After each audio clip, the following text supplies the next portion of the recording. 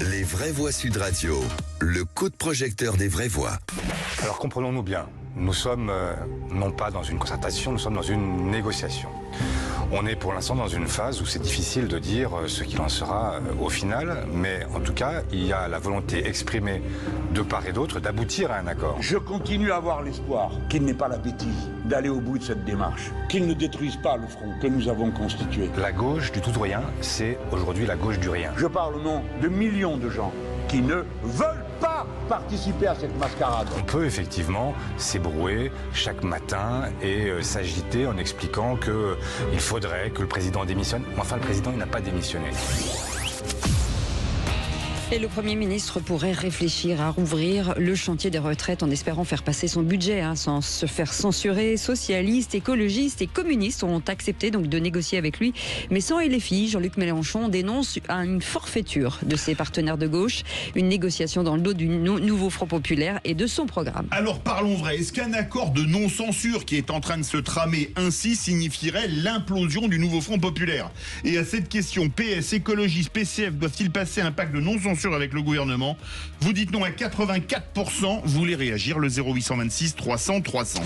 Philippe Bilger, ces bagarres. Ma chère Cécile, je me rends compte que devant des analyses politiques de haut niveau, je me sens un peu naïf.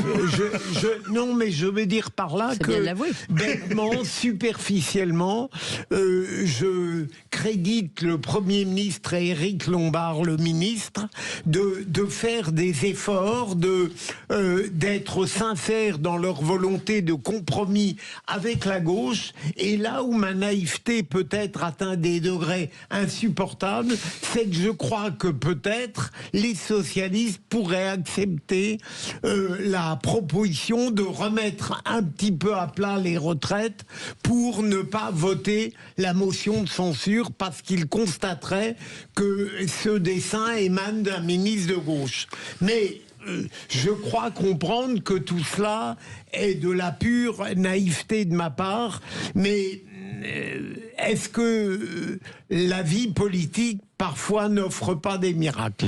Vous êtes notre docteur S-gauche ce soir, François Pupponi. Moi, c'est un théâtre que l'on vit. La vraie question, c'est la motion de censure, ça sera pour le budget. Ça ne va pas être le 14 janvier. Non. Elle ne sera pas votée. Le Rassemblement national ne la votera pas. Donc les socialistes font croire qu'ils attendent une réponse. C'est l'ordre du budget. Moi, ce que je ne comprends pas dans les négociations actuelles, c'est qu'on ne négocie pas la loi de finances. La réforme de retraite, on l'a dit tout à l'heure, il va falloir 6 mois, 1 an, 2 ans avant de trouver une solution. Bon. La question, c'est est-ce qu'on augmente les impôts ou pas? Est-ce que les socialistes acceptent de voter une loi de finances et de ne pas censurer un gouvernement qui n'augmentera pas les impôts? Puisque la droite et l'extrême droite disent on ne veut pas d'augmentation d'impôts. On veut des économies, on ne veut pas d'augmentation d'impôts. C'est là où ça joue. Alors qu'il y en aura. Ah non, je suis pas sûr. Éric Lombard avait dit un petit peu. Oui, mais un petit peu. Mais il y aura peut-être 5 milliards. Mais c'est pas les 40 milliards que Barnier proposait. Et qu'ils iront taper au CAC 40, surtout que l'Europe réclame que 30 milliards d'économies, pas les 60 milliards. De Courson, il l'a dit, le rapporteur général du budget, il a dit l'Europe ne demande que 30 milliards, faisons 30 milliards, ça sera déjà un effort. Voilà. Donc tout ça, mais par contre, que les socialistes aujourd'hui, ou les Verts ou les communistes, fassent semblant de découvrir Jean-Luc Mélenchon, c'est tout simplement surréaliste. Ils savaient très bien qui il était lorsqu'ils lui ont demandé ses voix pour se faire réélire. Et le lendemain, ils disent il n'est pas correct, il n'est pas gentil, il n'est pas sérieux. Ils ont utilisé leur voix. Le lendemain, ils font croire qu'ils ne sont plus avec lui, mais demain, il y a une dissolution, ils retourneront avec lui. Et ça, cette hypocrisie-là, moi, elle m'est insupportable. Mickaël Sadoun. Moi, je suis entièrement d'accord avec François Pupponi, qui connaît d'ailleurs beaucoup mieux le sujet, je pense, que moi, et notamment concernant le Parti socialiste. Il connaît les arcanes de la rue de Solferino, je pense. Il les a vus naître. Olivier Faure est évidemment dans le théâtre. Le problème du Parti socialiste aujourd'hui, c'est qu'il n'a plus d'électorat. Ce que je disais un peu en off tout à l'heure. C'est-à-dire que globalement, les banlieues votent pour LFI. Les centres urbains, CSP+, Bobo, comme on voudra, votent Europe Écologie Les Verts, où sont passés depuis 2017 à la Macronie, et aujourd'hui aiment plutôt une personnalité comme Gabriel Attal. Donc le Parti socialiste, il n'a plus d'électorat. Donc il est nécessairement dépendant de LFI pour les prochaines élections. Moi je pense, contrairement à Philippe, qu'il ne se satisfera pas d'une petite victoire ou d'une petite reculade sur les retraites, qui n'ira pas jusqu'au bout, parce que financièrement le gouvernement ne peut pas aller jusqu'au bout sur le sujet des retraites et faire trop de concessions au Parti socialiste. Je pense qu'ils auront besoin très rapidement des voix de LFI, donc ils ne se satisferont pas de ça. Donc je pense qu'ils seront obligés de voter la censure avec.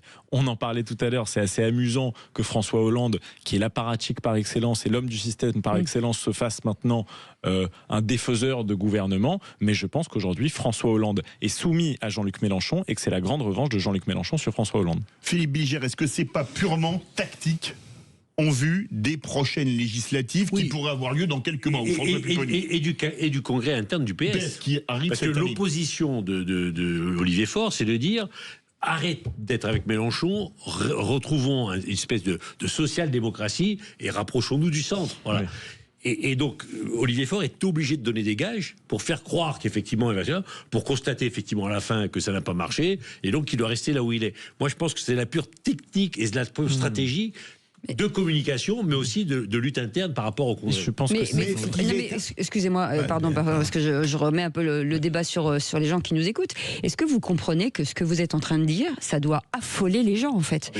Parce que ça n'est que de la cuisine interne. Ah oui, c'est à quel moment ces gens parlent de nous, en fait? À quel moment ils s'affairent à faire des choses? Justement, la vraie question... Enfin, Olivier Faure, qu'est-ce qu'il devrait dire? C'est qu'est-ce que je fais dans un mois lorsqu'il y aura la loi de finances. Enfin, parce que les Français, on voit bien qu'avec la loi de finances, elle n'a pas été votée, ils sont en difficulté. On ne peut pas, les agriculteurs, on ne peut pas les aider, on ne peut pas voter, des mesures qui devaient être votées n'ont pas été votées. Enfin, les entreprises n'ont pas de visibilité. Voilà. Donc aujourd'hui, les Français, ils se disent, ok, on n'a pas de budget, il nous en faut un.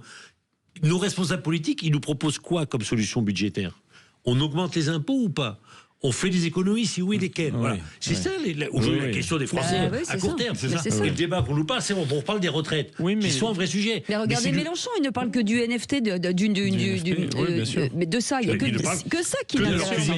Il faut aussi que les Français comprennent que les sujets de fond constituent les fractures politiques et que ce qui va faire les décisions quotidiennes se décide aussi entre hommes. Donc évidemment, c'est de la cuisine politique, mais ça compte la cuisine politique. Aujourd'hui, je dirais qu'il y a quand même une grande ligne de fracture dans la politique française sur les sujets de sécurité, d'immigration, de civilisation, d'identité, etc.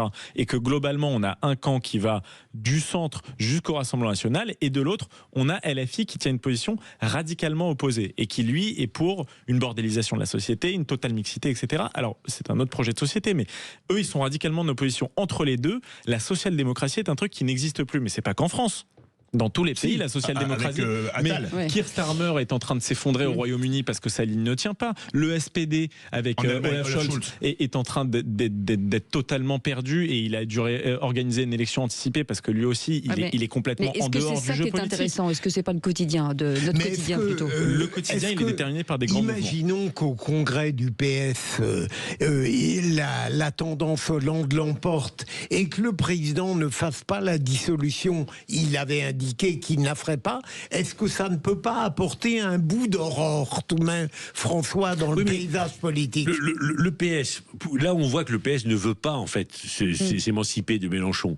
Il aurait pu s'émanciper après les européennes et après la dissolution. Il faisait 13% aux européennes, 14%, pardon, loin devant Mélenchon. Il aurait pu dire... 14% c'était...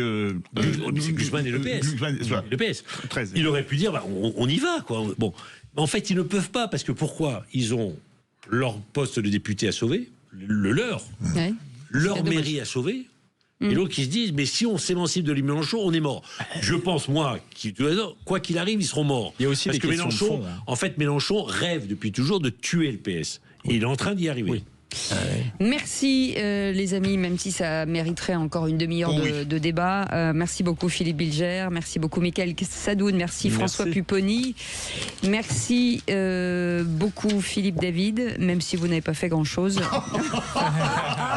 Moi je vais faire un coup de gueule contre Cécile David. C'est lui qui amène tous les auditeurs. Je vais remettre le clocher au milieu du village qui est le studio de Sud Radio. Non, avec Philippe, on vous retrouve bien sûr avec joie et bonne humeur dans un instant dans les vraies voix qui font rouler la France. France, avec des sujets aussi qui vous concernent, avec la voiture du futur, la sécurité qui est en danger, vous savez, avec ces problèmes d'airbag défectueux. Et quelles sont les villes les plus embouteillées de France ? Eh ben, on va vous le dire dans un instant. À tout de suite. Non. Alta Profit.